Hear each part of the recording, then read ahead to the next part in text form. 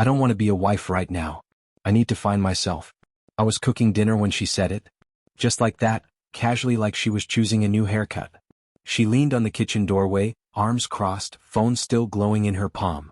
I had a pan in one hand, spatula in the other, and she dropped a nuclear bomb with 9 words.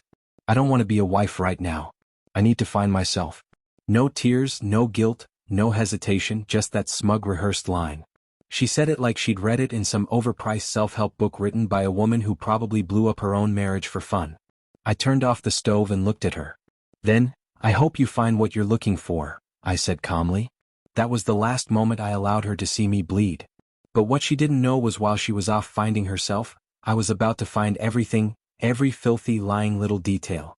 Her name is Lauren. My wife, or used to be.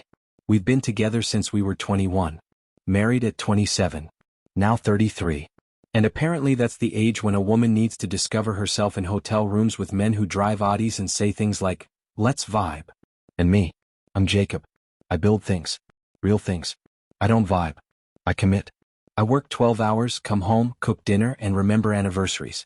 But apparently that's not enough anymore. Not for Lauren. She left that night, packed a bag like it was a yoga retreat, took her white suitcase and her cruelty-free makeup, and walked out the door with a kiss on the cheek like we were still friends. She didn't expect me to check our shared iCloud. She probably forgot I set it up. I opened it the next day. Just curious, just hurt, just broken. And there they were. Photos: Lauren in Miami, smiling, drinks, rooftops, bikini pics, and in most of them, a tall tan guy with abs like they were photoshopped. Tattoo on his ribs. She tagged him once at Nate, real best energy in the world. Kiss mark. Best energy in the world. My wife used to call me her safe place, her rock. Now some fitness guru named Nate is her personal sunrise. I didn't scream. I didn't cry. But something inside me cracked clean in two. That night, I sat alone at our dining table. Her plate was still where she left it. I hadn't moved it, just stared at it while her text notifications kept popping up on the screen of her forgotten iPad. Miss you already, face blowing a kiss. Last night was wildfire. Can't wait to do it again when he's not around. When he's not around. That's me. The he in that sentence. The clueless husband. The idiot cooking dinner while his wife is out rediscovering her body with a stranger who probably thinks loyalty is a zodiac sign. I didn't sleep, didn't eat. The next morning, I left the house before dawn and drove to the old cabin I'd inherited from my dad. Spent 2 days there. No signal, just me, a bottle of bourbon, and every memory I ever made with Lauren turning into ash behind my eyes. When I came back, I packed her things neatly, lovingly, even put them all in boxes, wrote a note. What you'll find when you come back is someone who no longer waits. I placed the note next to her favorite mug, the one I bought her in Charleston, and then I blocked her number. I was done being the man she could return to after playing make-believe with her self-discovery, because what she didn't know was I was about to discover something much darker, something real, and it started with the photo I didn't mean to see. Lauren in a hotel bathroom mirror, behind her reflected in the marble was another man, not Nate, someone older, grayer, wearing a wedding ring. And suddenly this wasn't just a betrayal. This was a pattern. And I was going to dig until I hit bedrock. Because if she wanted to find herself, I was going to help by showing her exactly what she lost and who I'd become. Not her husband, not her rock, just the storm. ChatGPT pencil. She came back 3 weeks later. No warning, no call, just the sound of keys jingling in the door, like she still lived here, like nothing had happened. Like her journey had been a short vacation and I was the Airbnb she could slide back into. She stepped in wearing sunglasses even though it was raining outside. Designer coat, hair done. That same fake little smirk on her face that used to melt me. Now it made my stomach twist. "Hey," she said casually, like we'd only skipped a day, not destroyed a life. I didn't move from the couch. Just looked at her, my face empty. She blinked, probably expecting a hug. Maybe a passive-aggressive joke. She didn't get either. "You packed up my things?" she asked, walking toward the kitchen like she still owned the air in here. "They're in the garage." Her head jerked slightly. Not what she expected. "You serious? You found what you were looking for, right?" I said, standing up, because what's left here isn't waiting. That's when the smile cracked. "Just a bit. Jacob, come on. I needed space." "That doesn't mean I was leaving you." I laughed. "Couldn't help it." "Space, Lauren, you left this house to go get drunk, half naked, and bent over balconies in hotel rooms. That's not space. That's a full-on search party for your dignity. Don't be dramatic." "Dramatic?" I picked up her iPad, tapped open the photos, and held it out. "Which part?" "The thong selfies, the late-night mirror shots, Or the one where you're grinning with your hand down some guy's waistband? Her face dropped. For a second she looked like a child caught stealing candy. But then she rolled her eyes. Rolled her damn eyes. That's none of your business. You said I could take time. Time doesn't come with a hotel rewards program, Lauren. She tried to grab the iPad from me but I pulled it back. And then there's this guy, I said, swiping to the bathroom pic. Who is he? Because that's not Nate. That's someone else. Another adventure on your spiritual path. She froze. And I saw it. That flicker in her eyes. Not shame. Not guilt, fear. Give me that, she said, voice sharper. Now tell me who he is. She stayed silent. You're not just cheating, Lauren. You're spiraling. It's none of your business who I see now, she snapped. We were on a break. No, I said, stepping closer. You were on a break. I was still married. She turned away, pacing, frustrated like I was the unreasonable one. I didn't plan any of this, Jacob. I felt trapped. You don't understand what that's like. I don't understand. I said, my voice rising. I gave you everything. I made sacrifices. I worked overtime so you could start that stupid candle business. I made dinner while you were busy finding yourself between some guy's sheets and I kept quiet. I waited. Silence. Then she looked at me with a coldness that made me dizzy. You were boring, she hissed. The words hit like a bat to the ribs. You were safe, predictable. You made me feel like I was growing old. Nate made me feel alive again. The other one. He knew how to treat a woman. You just folded laundry and kissed my forehead. For a moment I saw red but I didn't move. Didn't flinch. Just inhaled slowly until the fury stopped shaking in my bones. Thank you, I whispered. She blinked. For what?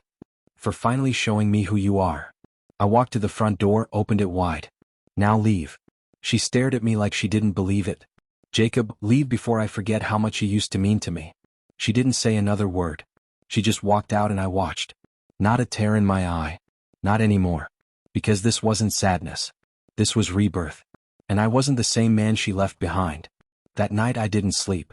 Not because I was in pain but because I was wired, alert, wide awake with a fire I hadn't felt in years. It wasn't the kind of burn that made you want to cry. It was the kind that made you want to do something, build, destroy, reclaim. I sat on the living room floor surrounded by boxes. Her boxes. One had a framed photo of us from our honeymoon in Oregon. She was smiling with her head on my chest, her hand on my heart like she owned it. I stared at that picture for 10 seconds, then snapped the frame in half and tossed it into the trash bin. One down, 27 lies to go. She thought I'd sit here and mourn her. What she didn't know was I already did. Every night for months when I'd lie awake wondering why she didn't touch me anymore. Why her phone never left her hand. Why she smiled more at her Instagram feed than she ever did across our dinner table. She said she didn't want to be a wife anymore. Fine. I wasn't going to be her husband either. The next morning I met with an attorney. Clean break. No alimony. The house was mine. Inherited from my grandfather. Everything inside it mine. The car in my name. Her business account funded by me. But in hers she could keep it. A candle business that never sold more than 30 units wasn't worth the ink on the paper. I sent the divorce papers to her workplace. No message, no flowers, just a clean stack of printed truth with my signature scrolled across every page like a declaration of war. 2 days later she called from a blocked number. I picked up. Are you serious? She snapped. You sent divorce papers to my office. You left your dignity in a Miami hotel, I said calmly. Didn't think a few papers would bother you. I didn't say I wanted a divorce. You also didn't say you wanted to get railed by 2 different guys in 1 week, but here we are. Silence, then a sigh. You're being vindictive. No, I said I'm being done. And I hung up. She texted that night. A paragraph, then another, then a photo of us with the caption, "Do you really want to throw this away?" I didn't answer because I already had. The next few days were quiet, almost too quiet, like that eerie silence in a horror movie right before something goes crashing through the window. And sure enough, 3 nights later something did crash. Literally. At 2:18 a.m. I woke up to the sound of glass shattering downstairs. I grabbed the baseball bat from under the bed and crept down barefoot, heart racing. Lauren was in the kitchen, drunk, tears on her cheeks, mascara running like war paint. She was clutching one of the old mugs I hadn't thrown out. It was now broken in pieces across the floor. You changed the locks, she slurred. No SHT, I said, keeping my distance. You don't live here anymore, she wobbled barefoot, her voice rising. You think this is easy for me? You think I'm not hurting? You're hurting because your playground closed. Not because you lost a marriage. You killed that months ago. Her lip trembled. For a second I saw the woman I used to know. The one who used to curl up next to me and say I made her feel safe. The one who wore my hoodie to sleep even in summer. But then she spoke. You're not that special, Jacob. Guys like you are everywhere. Nice, boring, replaceable. I smiled. That's where you're wrong. She laughed bitterly. Oh yeah. And what makes you so irreplaceable? I stepped forward and whispered, because I'm the guy who let you go. And now you're the one begging at the door. She froze and then she broke. She dropped to the floor, sobbing. Not because she lost me, but because she lost control. I didn't comfort her. I walked past her, opened the front door again, and said the same words I had the last time. Leave. And this time she did. No words. No goodbye. Just the click of her heels fading into the night. I closed the door and leaned my head against it, exhaling like I just walked out of a fire. Because I had the morning after she broke in, I changed every lock in the house, installed cameras, and finally deleted every photo of her from my phone, cloud, hard drives, everything. It wasn't about spite anymore. It was about peace. And I wasn't going to let her poison linger like a ghost in the walls. But just when I thought the story was done, wrapped up in court filings and broken wine glasses, something else surfaced. Something worse. I got a call from Derek, an old friend of mine who worked in banking compliance. We hadn't spoken in years, but he remembered Lauren because we used to double date back in the day. He'd always had a weird feeling about her. Said she had too much sparkle in her smile. He said, Jake, I saw your name pop up in a flag transfer. Thought you should know. I asked what he meant. $10,000 from one of your joint accounts sent to a private account in the Bahamas. The name on the receiver isn't Lauren, it's Nate Foster. Does that ring a bell? I almost dropped the phone. She funded the guy. She wasn't just cheating with him. She was sponsoring his lifestyle with my money. Money she took while claiming she needed time to reflect. Suddenly, it made sense why she never asked for more cash when she left. Why she was so calm. She'd already taken it and I had the proof. I met with my attorney the next day, added financial misconduct to the divorce case, and froze the joint accounts. Within hours, her card declined publicly. I didn't intend for it to happen in a restaurant, but it was poetic justice that I'll never apologize for. Later that night, she called again from a different number. I picked up because I wanted to hear what excuse she'd come up with this time. You froze my card, she snapped. And you wired money to a guy who's probably juggling 3 other women just like you. I'd say we're even. You're blowing this out of proportion. He needed help starting a business. I laughed. He's starting a business in your pants, Lauren? And apparently you were the only investor. She went quiet. I hope you're enjoying your little self-discovery journey, I added. Because by the time you find yourself, there won't be anything left for you here. She tried to soften her tone. Jake, listen. I made mistakes, I know, but we built something together. We were solid once. Doesn't that mean something? I stayed silent. Please, let's just talk, she begged. Not about money. Just us. You gave us away for bottle service and a tanned idiot with motivational quotes for biceps. Now you want to talk. I was confused. You were comfortable, I interrupted. And you mistook loyalty for boredom. But now you're just scared. She didn't deny it. I ended the call and blocked the number. And then I made one more call to Nate. I dug up his contact info from an old tagged photos metadata. Found his business page. Called as a potential investor. When he answered, I didn't give him time to pitch. You don't know me, but you've been sleeping with my wife. He went quiet. She's all yours now. I said, enjoy the monthly breakdowns, the gaslighting, the manipulation. Just make sure she doesn't find your bank account passwords. He tried to stammer something, but I hung up. That night I slept like a rock. It wasn't over. Not legally, but emotionally. She was a ghost. A lesson. A scar that didn't bleed anymore. I started seeing things clearer. Life returned. Color too. The house didn't feel empty. It felt clean, honest, like I could finally breathe without wondering if my wife was lying to me with every smile, every I love you, every meaningless touch. I even went to dinner alone at our old spot. The waiter recognized me. No Lauren tonight. I smiled. Not anymore, I said. But it's the first peaceful dinner I've had in years. ChatGPT deal. 2 weeks after the card freezing call, I got an envelope in the mail. No return address, but the handwriting was familiar. Sharp letters, rush strokes. Hers. Lauren. I thought about tossing it in the trash unopened. But curiosity can be a dangerous drug. I sat at the kitchen counter, knife in hand, and slid the envelope open with a flick. Inside a letter, handwritten. She never handwrote anything unless she was trying to manipulate someone. I unfolded it and read. Jacob, I know I've done terrible things. I don't expect you to forgive me. But I want you to know I wasn't always like this. I lost myself. And when I left, I thought I was going to find clarity.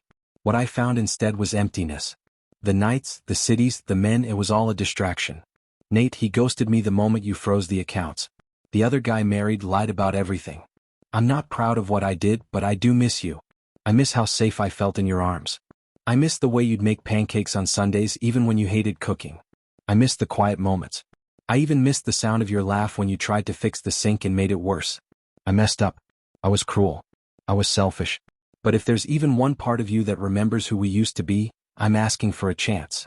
Not to erase the past, but to build something new, something real. Lauren, I read it twice. The handwriting wobbled in places. She cried while writing it. Good. Maybe that meant she was human after all. But that wasn't my problem anymore. She didn't miss me. She missed being missed. She missed the life she torched the second she decided to go soul-searching between hotel sheets. I folded the letter neatly, put it back in the envelope, and tossed it into the fireplace, watched the flames curl around her words like a quiet execution. No hate, no vengeance, just closure. The next weekend I took a road trip solo up north into the mountains. No cell signal, no distractions, just winding roads and clean air. I booked a tiny cabin off the grid, chopped my own firewood, and slept under stars for the first time in years. Out there, I wasn't Jacob the husband. I wasn't Jacob the betrayed. I was just a man.